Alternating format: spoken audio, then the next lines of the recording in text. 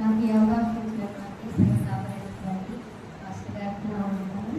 అలాగే మాస్టర్ గారు మీ అందరికీ కూడా నా వందనాలు. అందరికీ గుడ్ ఫ్రైడే శుభాకాంక్షలు.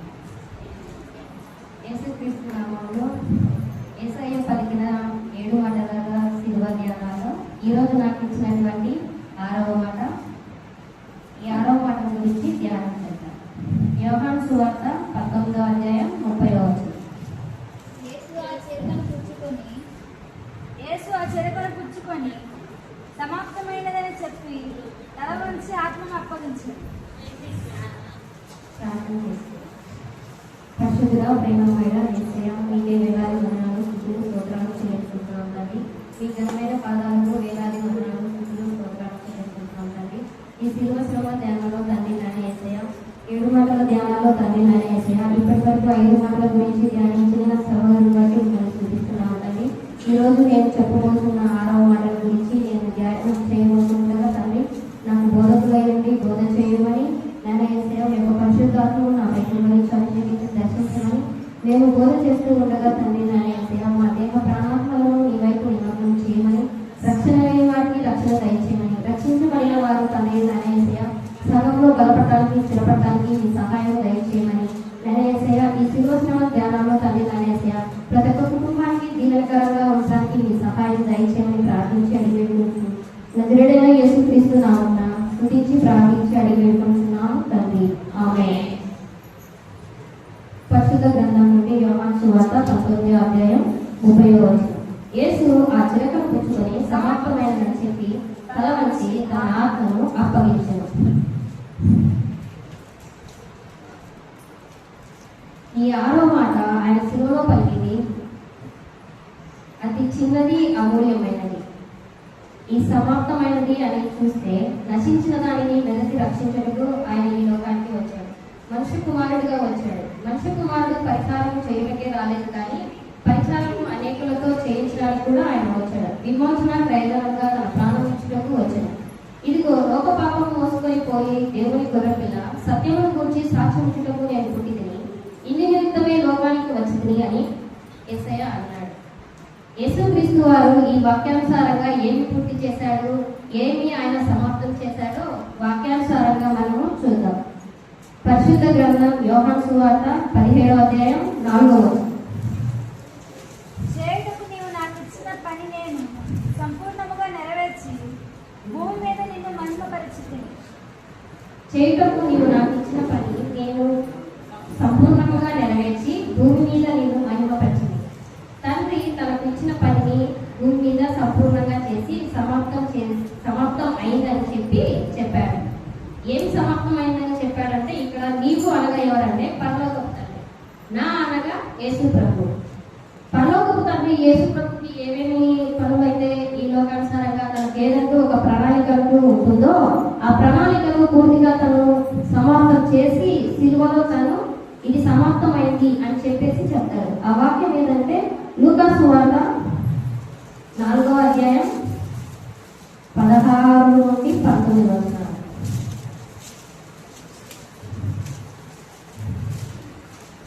తరువాత ఆయన తాను పెరిగిన తాను వాడుక చొప్పున విశ్రాంతి దినమున సమాజ మందిరంలోకి వెళ్ళి చదువుటకై నిలుచుండగా ప్రవక్త అయిన యెషయా గ్రంథము ఆయన చేతికి ఇవ్వబడెను. ఆయన గ్రంథము విప్పగా ప్రభువు ఆత్మ నా మీద ఉన్నది, బీదలకు సువార్త ప్రకటించుటకు ఆయన ఈ లోకానికి వచ్చాడు. ఆయనను అభిషేకించెను. చెరలో ఉన్న వారిని ఆయన విడుదల చేయడానికి ఆయన ఈ లోకానికి వచ్చాడు. గుడ్డివారిని చూపునిచ్చుటకు ప్రకటించుటకును, నలిగిన వారిని విడిపించుటకును, ప్రభువు హితవత్సరము ప్రకటించుటకును ఆయనను పంపి ఉన్నాడని, ఈ ప్రణాళికను ఆయన భూమి మీద సమాప్తం చేసి ఆయన సిలువలో నేను ఈ ప్రణాళికను పూర్తి చేశాను, భూమి మీద నువ్వు నాకు ఇచ్చిన పని నేను సమాప్తం చేశాను అని చెప్పేసి పరలోకం తండ్రికి ఆయన చెప్పేసి ఇది నా పని సమాప్తం అయింది అని చెప్పేసి ఆయన అంటాడు. 2వ మాట లూకా సువార్త 19వ అధ్యాయం 10వ వచనం.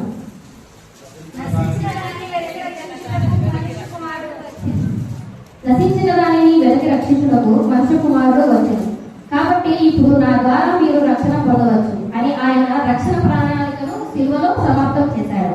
రక్షణ ప్రణాళిక అంటే ప్రపంచంలో ప్రతి ఒక్కరూ రక్షించాలని, బాప్తిసం తీసుకోవాలని, ఎవరు నశించుకోకుండా, ఈ లోకానుసారంగా ఎవరు జీవించుకోకుండా అందరూ యేసు ప్రభుని గుర్తెరగాలనేసి ఆయన కోరుకుంటూ పరలోకపు తండ్రి ఒక ప్రణాళిక ఇచ్చారు.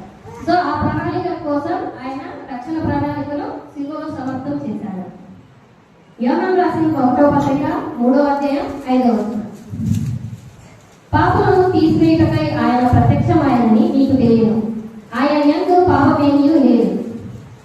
మానవ జాతిలో పాపం ఉంది కనుక ఆయన పాపం అనే ముళ్ళును విడిచివేసి క్రీస్తులో మనం ఉన్నట్లయితే ఆయన ఏమిస్తాడంటే పాపపు ముళ్ళను తీసివేసి పరిశుద్ధాత్మను మనకి ఇస్తాడు.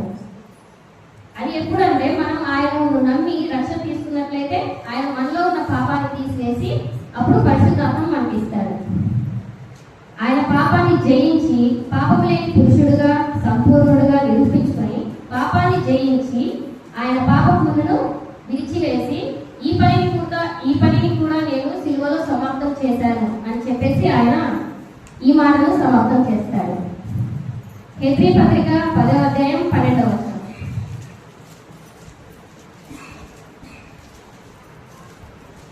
నేనైతే పాపము నిమిత్తమై సదాకాలం నిలుచు ఒక్క బలిని అర్పించి అప్పటి నుండి తన శత్రువులు తన పాదములకు పాదపీఠముగా చేయబడి వరకు కనిపెట్టుచు దేవుని కుడిపార్శ్వమున ఆసీనుడాయెను. ఈయనైతే పాపముల నిమిత్తమై సదాకాలం నిలుచు ఒక బలిని అర్పించడం, అప్పటి నుండి తన శత్రువులు తనకు పాదపీఠములుగా చేయబడి వరకు కనిపెట్టుచు దేవుని కుడిపార్శ్వమున ఆసీనుడాయెను. ఇక్కడ చూసినట్లయితే ఆయన సదాకాలం నిలుచు ఒకే ఒక బలిని అర్పించాడు. ఆ బలి ఏంటంటే ఆయన సిలువలో ఆయన ప్రాణాన్ని అర్పించడమే అదే పెద్ద బలి. పాత నిబంధనలో మనం చూసినట్లయితే అనేక బలులు జరిగేవి. అవి ఏవేంటే హేబేల్ దగ్గర నుండి యేసు ప్రభు సిలువలో మరణించేంత వరకు ఎన్నో బలులు అర్పించడం చూసాం. ఆయన సిలువలో ఎంత రక్తాన్ని అయితే చిందించాడంటే 6.5 లీటర్ల దాకా మన కోసం బలులను అర్పించాడు. అయితే ఇప్పుడు మనం ఏం చేశాడు అనే ఆయన బలి అయిపోయి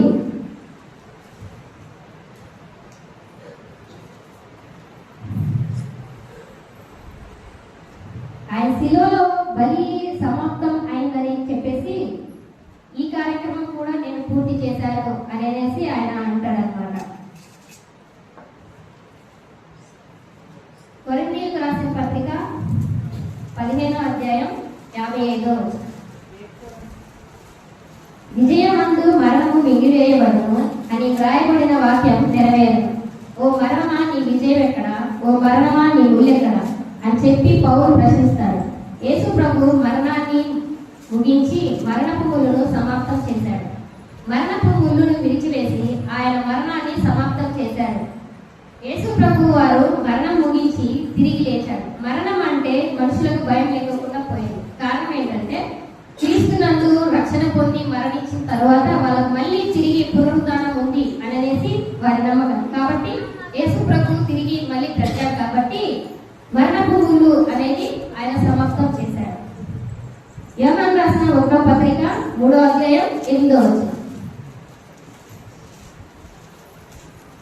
అపవాది మొదటి నుండి పాపము చేయుచున్నాడు కనుక పాపము చేయని వాడి అపవాది సంబంధి అపవాది యొక్క క్రియలను లయపరచుటకే దేవుని కుమారుడు ప్రత్యక్షమాయెను. కనుక ఆయన సిలువలో ప్రభు సాతాను జయించి సాతాను ఎన్నిసార్లు ఆయన శోధించినప్పటికీ ఆయన ఆ శోధనలన్నింటినీ అధిగమించి ఆయన సాతాను శిరస్సును ఆయన చితక్కొట్టాడు. సిలువలో ఆయన సాతానుతో కూడా విజయం పొందాడు. రోమీయులకు రాసిన పత్రిక 10వ అధ్యాయం 4వ వచనం. విశ్వసించిన ప్రతి వాడికి నీతి కలుగుటకై క్రీస్తు ధర్మశాస్త్రము మనకు సమాప్తి అయి ఉన్నాడు అని వాక్యం చెప్తుంది. అంటే క్రీస్తు సంపూర్ణంగా చేశాడు, సమాప్తం చేశాడు. ధర్మశాస్త్రం ఏ ఏ విషయాల్లో ఉన్నాయో అవన్నీ ఆయన సిలువలో సమాప్తం చేశాడు. ఇప్పుడు మనం ధర్మశాస్త్రం పాటించాల్సినంత అవసరం లేదు. ఎందుకంటే ఆయన ధర్మశాస్త్రాన్ని మొత్తాన్ని మన కోసం సిలువలో ఎప్పుడో అన్ని నెరవేర్చి ఆయన మన కోసం సిలువలో మరణించాడు.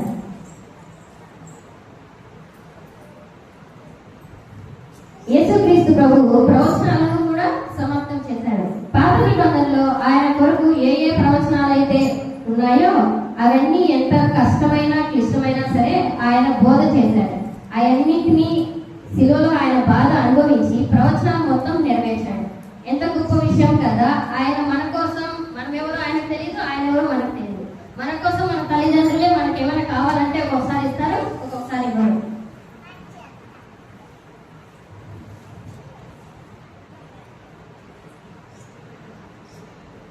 అలాంటప్పుడు ఆయన మన కోసం ఎంతో సిలువలు పెట్టాడు. కాబట్టి ఆయన కోసం అన్నట్టు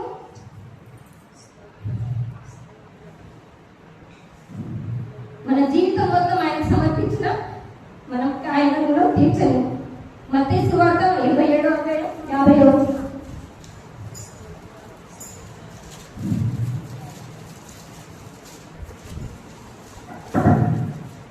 సమాధులు తెరవబడెను, నిద్రించిన అనేక మంది పరిశుద్ధులు శరీరము లేచును.